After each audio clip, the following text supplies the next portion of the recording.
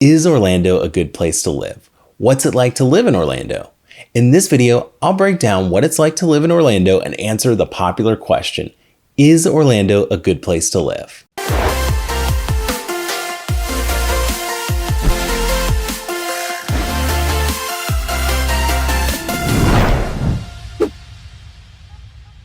Hey, I'm Ginader, a real estate agent in Orlando, Winter Park, Florida. The goal of this channel is to help you through your Orlando real estate journey. Like I've mentioned in my videos before, I love Orlando.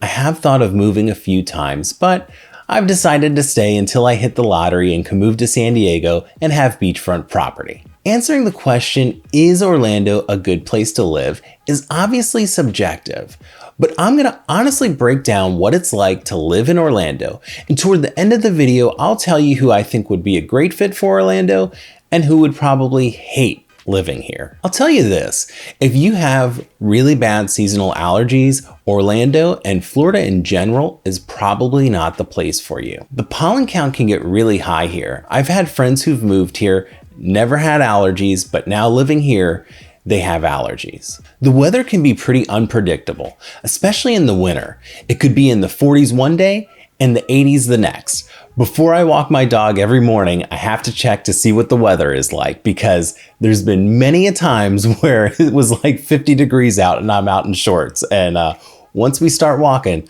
we've got to walk. There's no going back to the house. Now in the summer, I know it's going to be hot and hotter with a major chance of rain, especially in the afternoon. Hurricane season is from June to November. Most of the hurricane activity is in August and September, but things change every year. Orlando is centralized, so we don't get too many hurricanes coming through, but it definitely happens. There can be a lot of traffic here. Currently, our main interstate I-4 is going through a major overhaul. It's near-ish to being completed, so hopefully that'll help with our traffic issues, but only time will tell. I've heard people say that Orlando drivers are crazy. And, they're probably right. I think the combination of tourists and people who are originally from other places and have different driving styles just makes the roads a little wild.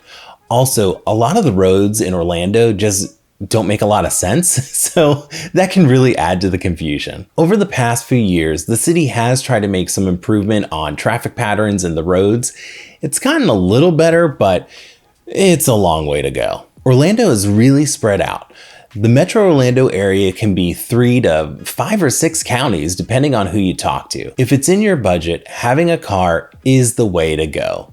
Orlando doesn't have the best public transportation. There is a bus system and a commuter rail, but generally speaking, the public transportation isn't very reliable here, which is probably like most places. But with things being so spread out, it can take a long time to get from point A to B. Orlando isn't the most walkable city. Year after year, it ranks toward the top of the list for being the most dangerous for pedestrians. The sidewalks can be small or non-existent. There aren't a lot of crosswalks. This is something the city is trying to improve on, but they have a long way to go. There are some areas of Orlando that can be walkable, like Baldwin Park and the downtown area of Winter Park, but the prices of homes can be pretty expensive there. So let's talk about housing and prices. Currently, the home prices are rising here like most of the country. The median home price is around $280,000. If you're looking for a 3-bedroom, 2-bath home, you'll spend anywhere from $260,000 to $450,000 and up. Housing varies quite a bit here. Some of the neighborhoods can be really random. There can be $1 million homes next to homes that are in the $200,000 to $300,000 range. There are some areas where the houses are really close together with small lots and other areas where the homes have huge lots. I'll put a link in the description of a list of my preferred homes for sale in Orlando under $400,000 so you can get an idea of what kind of homes are on the market. What's Orlando like? What's there to do? What's the food scene like? My favorite topic. So let's dive in and answer those common questions. Obviously, we have theme parks here. Most theme parks have some sort of Florida resident discount.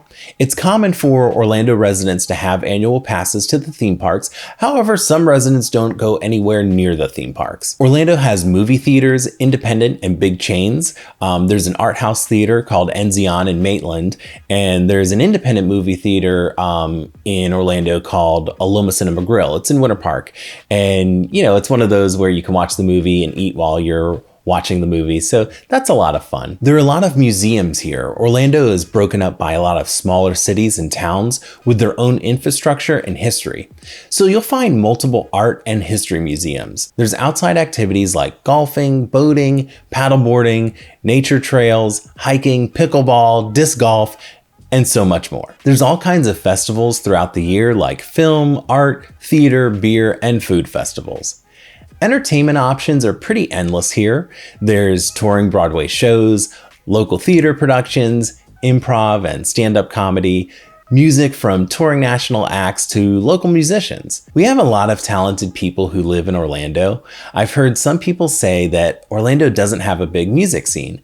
I think Orlando has a wide variety of options, but because of that, we're really not known for one thing like Nashville is known for country music, for instance. Orlando is very eclectic and has taken many years to really find its own identity separate from the theme parks. That brings me to my favorite subject, which is the food scene in Orlando.